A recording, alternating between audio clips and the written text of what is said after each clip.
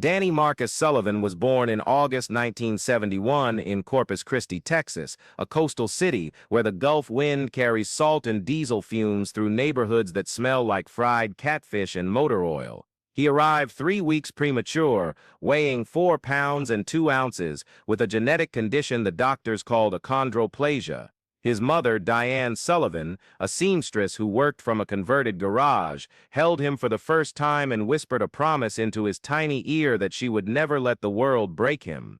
His father, Marcus Sullivan Sr., a dock worker with hands like leather gloves, looked at his son and saw only a child who would need to be twice as strong as anyone else just to be treated as equal. They called him Danny, and from the moment he opened his eyes to the fluorescent hospital lights, his life was marked by a single immutable fact: the world would see him as less before it ever saw him as human. Corpus Christi in the 70s and 80s was a city of contradictions, a place where Mexican-American families lived beside Anglo oil workers, where shrimp boats docked next to Navy destroyers, where the beach brought tourists with money while the refineries kept locals employed in jobs that slowly poisoned them. Danny grew up on Laredo Street, in a neighborhood called the Flats, where houses sat low and close to the ground, where chain-link fences separated small yards filled with rusted car parts and children's toys bleached white by the sun.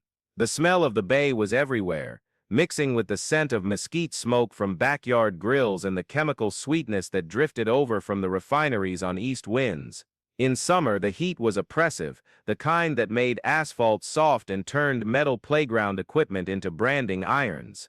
In winter, the Gulf sent cold rain sideways through the streets, flooding the low areas and leaving behind a film of oil and dead fish.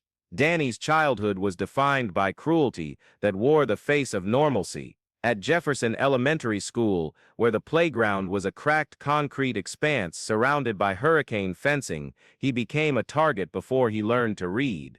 The other children called him Stumpy, Midget, Half-Pint, their voices high and gleeful with the violence that children mistake for play. They tripped him in hallways, knocked books from his hands, pushed him into lockers that he could barely reach. Teachers watched with expressions that combined pity and discomfort, uncomfortable intervening in a hierarchy that seemed almost natural to them, as if Danny's difference justified his suffering. His mother sewed his clothes to fit, but the other children noticed anyway, pointed at the custom hems, the shortened sleeves. In 5th grade, a boy named Travis Holt held Danny upside down over a trash can while 3 others laughed, and when Danny finally broke free and ran to the principal's office, the principal, Mr. Garrett, a man with a thick mustache and a belt buckle the size of a saucer, told him that boys will be boys and that maybe if Danny learned to laugh at himself, others would laugh with him instead of at him. But Danny didn't laugh. He absorbed each humiliation like stones dropped into a deep well, feeling them sink into places inside himself that grew darker with each passing year. At home, his father taught him to box in the garage, wrapping Danny's small hands in tape and holding a heavy bag, while Danny struck it with everything he had. "You're going to be stronger than all of them," his father said, sweat dripping from his chin onto the concrete floor. "They'll see you as small, but you'll be made of iron." His mother was gentler, more cautious. She sat with him at night, reading him stories about David and Goliath, about hobbits who saved Middle-earth, about characters who were underestimated and who proved the world wrong through courage and cleverness. She told him that being different was not a curse but a test, and that those who passed the test became legends. Middle school was worse. Ray High School fed from 3 elementary schools, pulling children from different neighborhoods into a single building that felt like a prison, all cinder block walls and fluorescent lights that hummed with a frequency that gave Danny headaches. The lockers were too high, the water fountains were too high, the urinals were too high. Everything in the world seemed designed for people twice his size, and every day was a reminder that he did not fit. The bullying intensified, became more calculated. Older boys cornered him in bathrooms, stole his clothes during gym class, locked him in storage closets. A group of football players led by a kid named Jace Brennan started calling him Danny Shortgun as a joke, a play on shotgun, and the name stuck, spreading through the school like a virus. They said it with laughter, with contempt, turning his name into a punchline. But something shifted in Danny during those years, something cold and sharp taking root in the soil of his anger. He stopped trying to fit in, stopped trying to be liked. He watched people instead, studied them, learned to see the patterns in their cruelty, the predictability of their violence. He noticed that bullies were cowards, that they traveled in packs, that they picked targets who wouldn't fight back. He noticed that teachers ignored what they didn't want to see, that administrators cared more about order than justice, that the world was built on a foundation of convenient blindness, and he began to understand that if justice would not come to him, he would have to learn to take it for himself. In 1987, when Danny was 16, his father died in an accident at the docks. A crane operator misjudged a lift, and a cargo container swung wide, crushing Marcus Sullivan Sr. against a steel beam. The company called it operator error,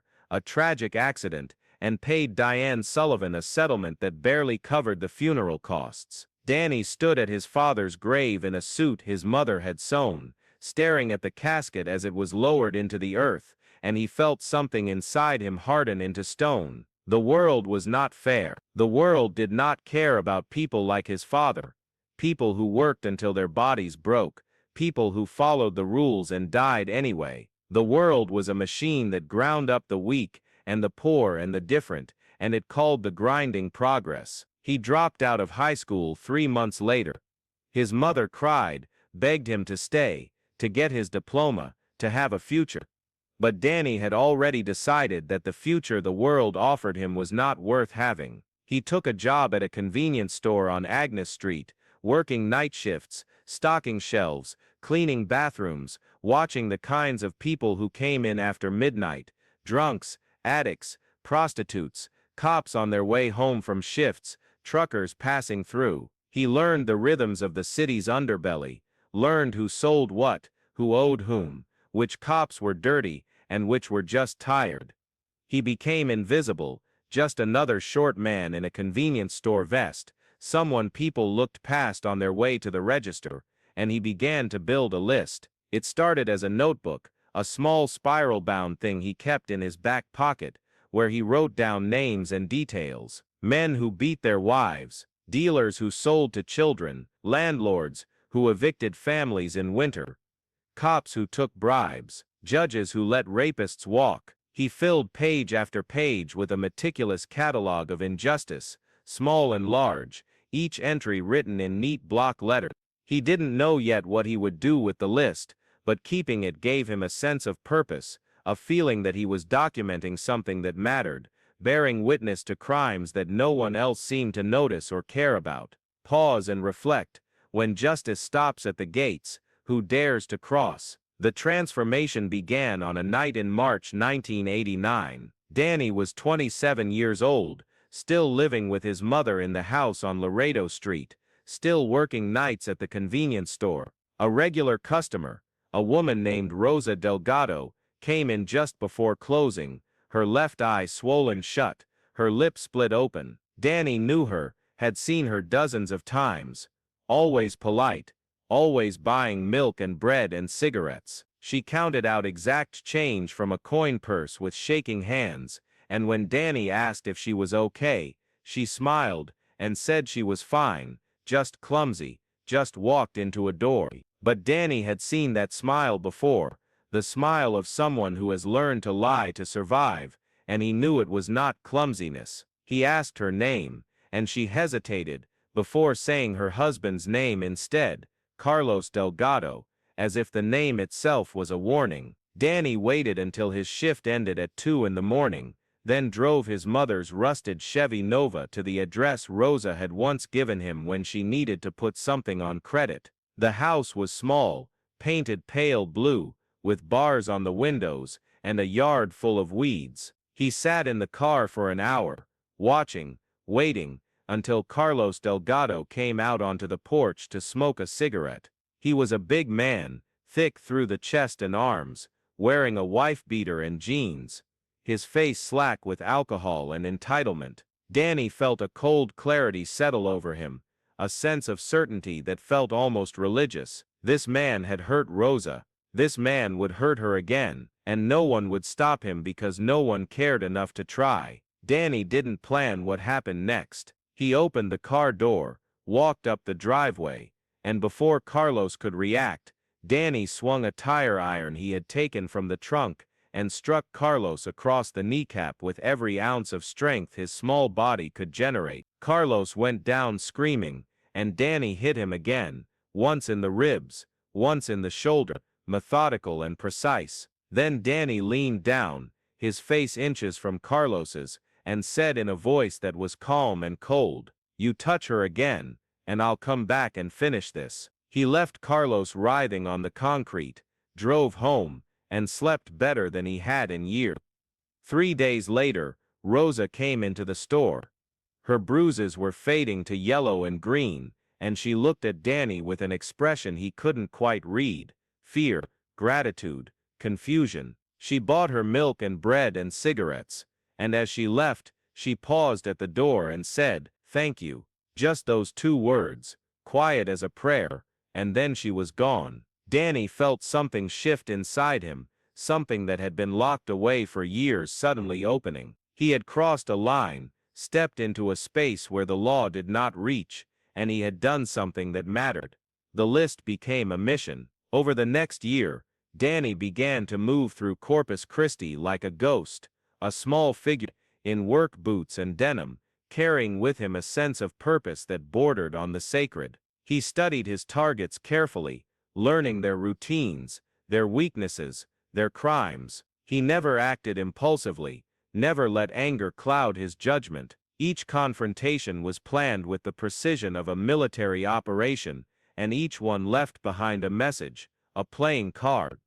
Always the 2 of clubs, with a single word written on it in black marker: justice. The card became his signature, a symbol that spread through the city like a rumor, whispered about in bars and barber shops, discussed in hushed tones at kitchen tables. His second target was a man named Gerald Pierce, a landlord who owned a dozen properties in the flats, and who was notorious for letting buildings rot while charging exorbitant rents, for evicting families without notice, for keeping security deposits on invented damages. In June 1989, Gerald Pierce was found in his office on Chaparral Street, tied to his desk chair with duct tape, his face bruised, his expensive watch and wallet missing. On the desk in front of him was the 2 of clubs, and written across his forehead in permanent marker was the word, thief. The police investigated, filed a report,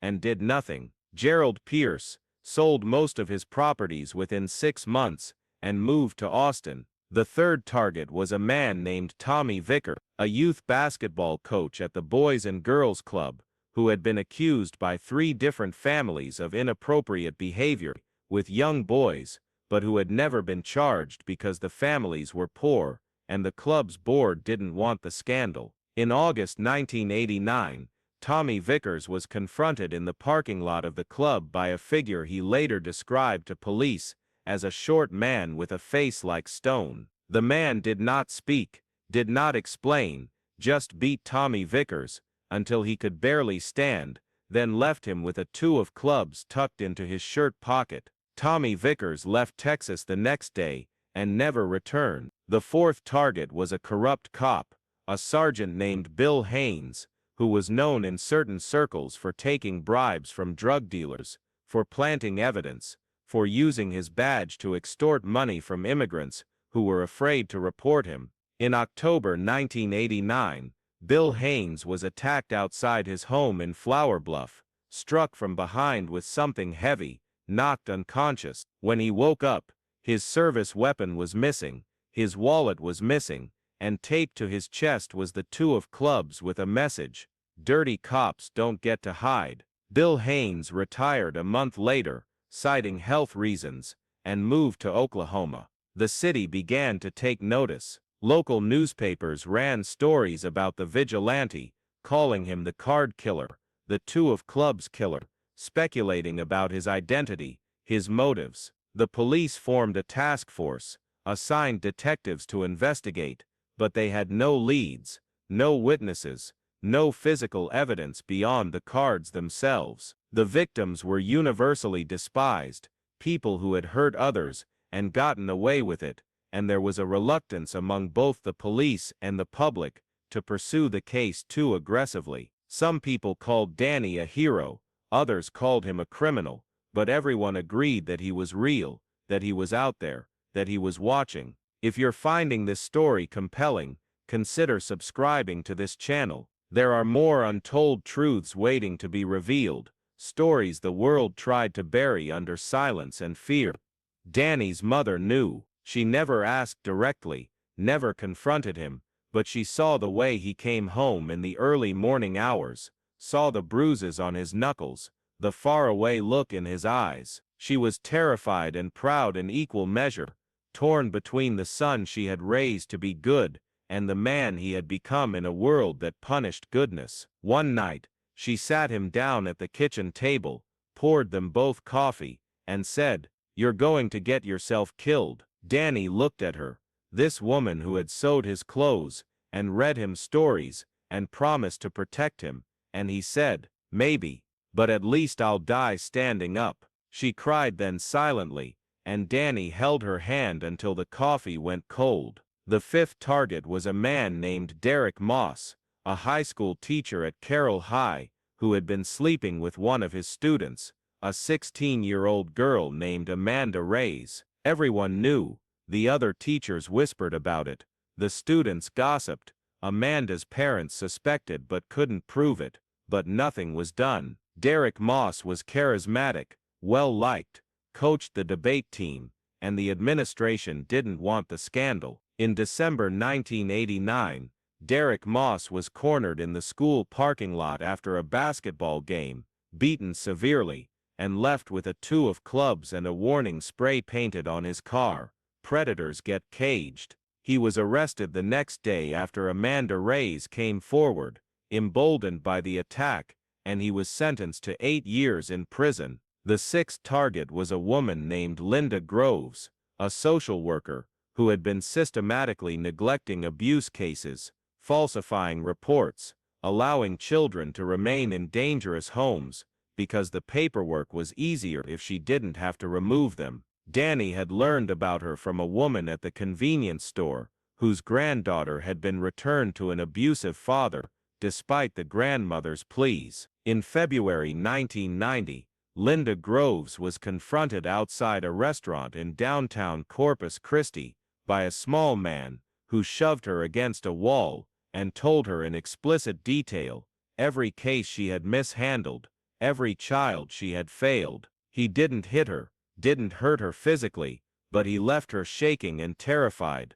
holding a 2 of clubs that read, "Their blood is on your hands." Linda Groves resigned the following week. Pause and reflect when justice stops at the gates. Who dares to cross? The community's response was complex, layered, contradictory.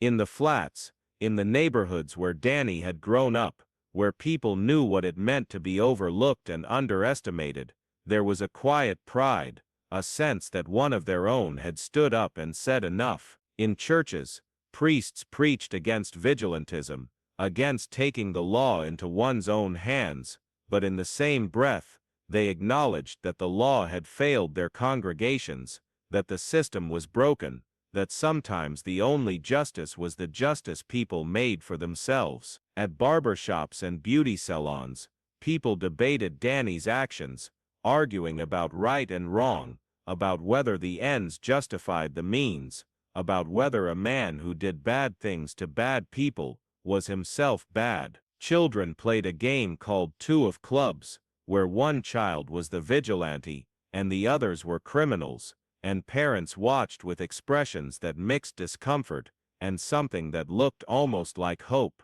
But not everyone was a fan. Business owners worried about the city's reputation, about scaring away tourists and investors. Police brass were humiliated, their inability to catch Danny becoming a public embarrassment. And the people Danny targeted, the ones who had escaped justice through connections or money or simple indifference, began to look over their shoulders, began to wonder if they were next. The turning point came in May 1990. Danny's seventh target was a man named Victor Salazar, a small-time gang leader who ran a drug operation out of a house on Ayers Street, who employed teenage boys as runners, who had been responsible for at least 3 overdose deaths that Danny had documented. Danny planned the confrontation carefully, waited until Victor was alone, cornered him in an alley behind a liquor store. But Victor was not alone. His 13-year-old nephew, a boy named Miguel, was with him, hiding in the shadows, and when Danny attacked Victor, Miguel panicked and ran into the street. A car swerved to avoid him, jumped the curb, and struck a telephone pole. The driver, an elderly woman named Grace Chen, suffered a broken collarbone and a concussion. Danny stood in the alley, watching the aftermath. The flashing lights, the ambulance, the boy crying on the sidewalk, and felt something inside him shatters. He had not touched Miguel, had not hurt Grace Chen, but they had been hurt because of him, because of his choices, because he had believed that his mission was righteous, and that the collateral damage didn't matter. He left Victor Salazar, groaning in the alley, and walked away, his hands shaking, his mind racing. That night, he sat in his mother's kitchen and stared at the notebook full of names, and he realized that he had become the thing he hated, someone who justified harm because he believed he was right. His mother found him there at dawn, the notebook open in front of him, his head in his hands. She sat down across from him and said, "You can stop. You don't have to do this anymore." And Danny looked at her with eyes that were hollow and tired and said, "I don't know how to be anything else." But he changed. The next entry in his notebook was a new rule, written in letters so large they took up an entire page. No innocence, no collateral, no exceptions. He would continue, but he would be more careful, more precise, more aware of the consequences of his actions. He would not become a monster to fight monsters. The eighth target was a man named Clayton Burke, a city councilman, who had taken bribes from a development company to approve the demolition of a community center in the Flats,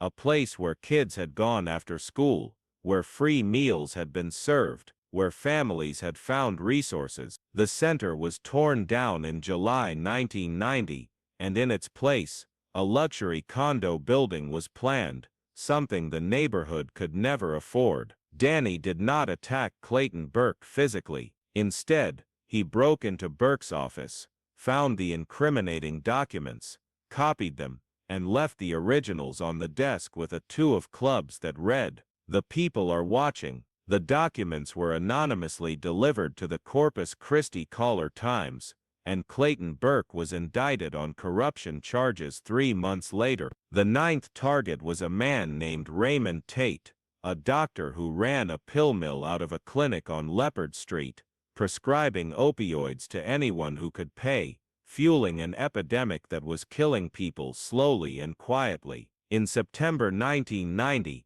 Danny did not confront Raymond Tate in person. He reported the clinic to the DEA, providing detailed records he had gathered, and watched from across the street as federal agents raided the building. Raymond Tate was arrested, his license revoked, his clinic shuttered. Danny left a 2 of clubs taped to the front door after the agents left, a symbol that someone was keeping score. The 10th target was the one that would define Danny's legacy. His name was Judge Harold Vinson, a district court judge, known for lenient sentences for wealthy defendants and harsh sentences for the poor, a man who had let rapists walk free with probation, while sentencing teenagers to years in prison for drug possession. Danny had been watching Judge Vinson for over a year, documenting a pattern of bias so egregious, it bordered on parody. But Judge Vinson was untouchable, protected by his position, by his connections, by a legal system that policed itself with all the rigor of a fox guarding a henhouse. Danny's plan was not to hurt Judge Vinson. Violence would accomplish nothing. would only make Danny a criminal in the eyes of those who might otherwise support him. Instead, Danny decided to expose him, to make his crimes so public, so undeniable, that the system would have no choice but to act. He spent months gathering evidence, court transcripts, financial records, testimonies from families who had been destroyed by Vincent's rulings. He compiled it all into a dossier that was meticulous, damning, and impossible to ignore. On a cold morning in November 1990, Danny drove to the Nueces County Courthouse, walked past the guards who barely glanced at him, and entered Judge Vincent's courtroom. During a recess, the room was empty, except for a janitor mopping the floors. Danny left the dossier on the judge's bench, secured with a two of clubs on top, and written on the card in bold letters, "Justice delayed is justice denied." Beneath the card, he left a note, "This ends now. The people will know." Copies of the dossier were mailed to every major news outlet in Texas, to the state attorney general, to civil rights organizations, to anyone who might care. Within a week, the story broke. Judge Harold Vinson was suspended pending investigation, and by January 1991, he had resigned in disgrace. Dozens of his cases were reviewed, convictions were overturned, families were given the justice they had been denied. It was Danny's greatest victory, achieved not through violence, but through truth, and it marked a shift in his approach, a recognition that power could be wielded in ways that didn't require fists and tire irons. Pause and reflect when justice stops at the gates. Who dares to cross? But the exposure of Judge Vinson also brought Danny closer to being caught. The police task force intensified their efforts, analyzing the dossier for fingerprints, tracing the paper, interviewing everyone who might have had access to the information. Danny knew it was only a matter of time before they connected the dots, before someone remembered the short man who worked nights at a convenience store, who had grown up being called Danny Shortgun, who had a reason to hate the world that had made him small. In March 1991, Danny's mother died. She had a stroke in her sleep, peaceful and quiet, and Danny found her in the morning, still in her bed, her sewing machine in the corner, covered with fabric for a quilt she would never finish. He buried her next to his father, and at the funeral, he stood alone, a small figure in a black suit, watching as the casket was lowered into the earth. The few people who attended whispered among themselves, wondering if the rumors were true, if this sad, quiet man was the vigilante who had terrorized the city's corrupt and powerful. After his mother's death, Danny disappeared. He sold the house on Laredo Street, quit his job at the convenience store, and vanished into the sprawl of Texas, leaving behind only the legend of Danny Shortgun, the dwarf who had become a symbol of resistance against injustice. Some said he moved to Houston, others said he went to Mexico, still others claimed he was dead, killed by someone seeking revenge. The two of clubs stopped appearing, the target stopped being confronted, the vigilante was gone. The legacy of Danny Shortgun is not simple. He was not a hero in the traditional sense, did not wear a cape or save lives in dramatic fashion. He was a man who had been broken by the world, and who chose to break back, who saw injustice, and decided that someone had to act, even if that someone was small and scarred and angry. He crossed lines that should not be crossed, hurt people who perhaps did not deserve to be hurt, and set in motion a chain of events that changed his city in ways both good and bad. He was complicated, contradictory, human in all the ways that heroes in stories are not. But he also showed that justice is not the exclusive domain of the powerful, that the law is not the only path to accountability, that sometimes the people who have been hurt the most are the ones best equipped to recognize hurt in others, and to say, with their words, or their fists, or their courage, that it has to stop. Danny Sullivan, the boy who was called Danny Shortgun as an insult, reclaimed that name, and made it a weapon, a symbol, a warning to those who believed they were untouchable. Whether any of it is true doesn't really matter. What matters is that the story exists, that it is told and retold, that it serves as a reminder that justice is not a spectator sport, that it requires participation, courage, and a willingness to cross lines that others are afraid to approach. Danny Sullivan, the boy who was bullied for being different, became a symbol that the city could not ignore, a two of clubs in the deck of power, a wild card that reminded everyone that the game was not as fixed as they thought. And somewhere, in a small town or a big city, in a garage or a living room, a man who may or may not be Danny Sullivan looks at a playing card, turns it over in his hands, and remembers what it felt like to stand up and say no. He remembers the fear, the anger, the cost of choosing justice over safety. He remembers his mother's tears, and his father's lessons, and the moment he decided that being small was not the same as being powerless. And he smiles, just a little, knowing that the story is bigger than he ever was, that the symbol outlived the man, that somewhere out there, someone else is holding a two of clubs and wondering if they have the courage to leave it behind. If this story made you think, subscribe. More untold truths await. The city remembers, the people remember, and the two of clubs, faded and creased and carried in 1,000 pockets, reminds us all that justice is not given, it is taken, it is demanded, it is fought for by those who have nothing left to lose, and everything to prove. Danny Shortgun may be gone, but what he started will never truly end, because every city has its forgotten, it's overlooked, it's bullied and beaten and broken, and every city has someone who will look at that injustice and decide that enough is enough, that the line must be crossed, that the powerful must be reminded that they are not gods. The two of clubs is not just a card, it is a promise, it is a warning, it is a declaration that justice, however imperfect, however hard won, is always worth fighting for, and in the end, that is the only truth that matters.